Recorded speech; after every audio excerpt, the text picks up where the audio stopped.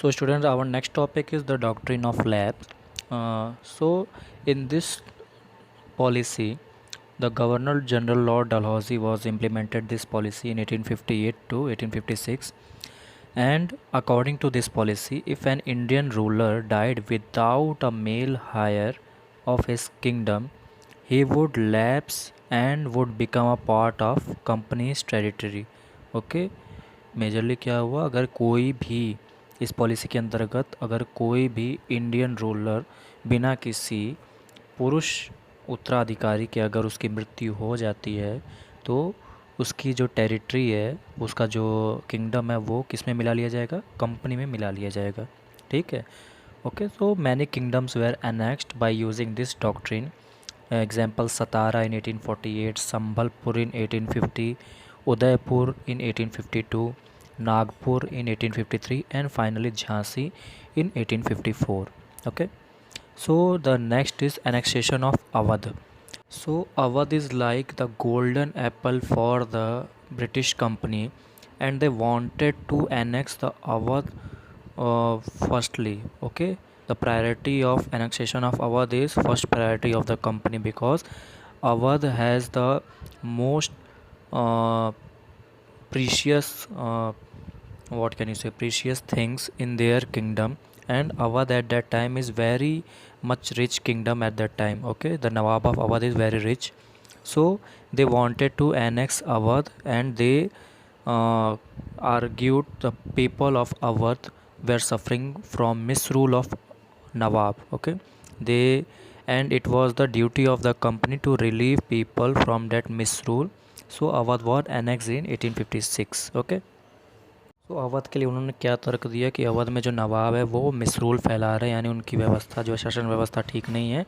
इसीलिए ये कंपनी की ड्यूटी बनती है कि अवध के लोगों को नवाब के गलत शासन व्यवस्था से बचाया जाए, और इस तरह से कंपनी ने अवध को भी अपने हिस्से में मिला लिया। अवध का एरिया क्या है, जो आज के लखनऊ और उसके आसपास के जितना भी एरिया वो पहले अवध कहलाता था। तो फाइनली अवध को जो है कब्ज़े में ले लिया गया 1856 में। So in the next page you can see the map of India. In 1797 the reddish part is under the area of kingdoms, and yellow area is under the part of British kingdom. So you can see how slowly Britishers uh, attack on the other kingdoms and annex their territories, and uh, and merge in British empire. Okay, so you can see after the 1857 first independence war, the full map is filled with the yellow part. Okay, so our next topic is setting up new administration. So now Britishers were setting up new administration. The Governor General Warren Hastings in 1773 to 1785 introduced several administrative reforms, notably in the sphere of justice. Okay, a new system of justice was established from 1772, and in this each district was to have two courts, a criminal court and a civil court. Okay, the criminal court was called the Fauzdari Adalat, and the civil court was called Diwani Adalat. So the European district collectors presided over civil courts, and the criminal courts were still under a Qazi and a Mufti, but they were also supervised by the collectors. So the Maulvis and Hindu Pandits interpreted the Indian laws for the collector. So different interpretation by different Brahman Pandits created lot of confusion at that time. To bring a uniformity, 11 Pandits were asked to compile a digest of Hindu laws in 1775. So N.B. Holland, he was the Englishman at the time, translated the digest into English. The Muslim law was also compiled in similar way by 1778. So a new Supreme Court was established under the Regulating Act of 1773, a court of appeal. The Southern Nizamat Adalat was also set up at Calcutta. The collector was a principal figure in an Indian district. His main job was to collect revenue and taxes and maintain law and order. and his office was called Collectorate. So the Collectorate became the new center of power and patronage, and gradually it replaced the previous holders of authority. So you can now understand how Britishers were setting up new administration, नई प्रशासनिक व्यवस्था जो है Britishers ने set किया, और इसी के साथ 1773 में एक नया जो है रेगुलेटिंग एक्ट लाया गया, जिसके तहत जो है जो भी पुराने नियम कानून से जो है फैसले सुनाए जाते थे, न्यायिक व्यवस्था में जो चेंज लाया गया है ना, कि मौलवियों के द्वारा या पंडितों के द्वारा जो सज़ाएं दी जाती थी वो अब नहीं दी जाती थी।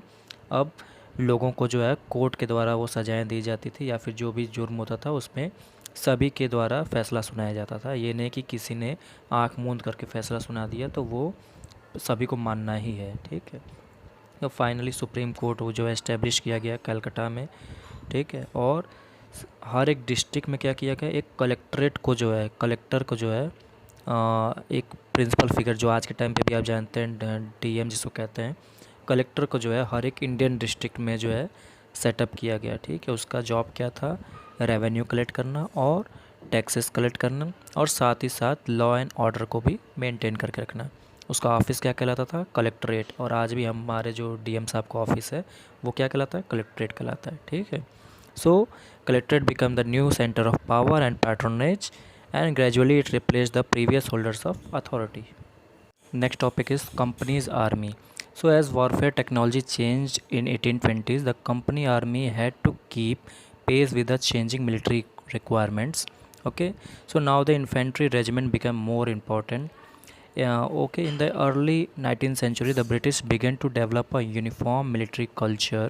Soldiers were increasingly subjected to European style training, and now drill and discipline regulated their life far more than before.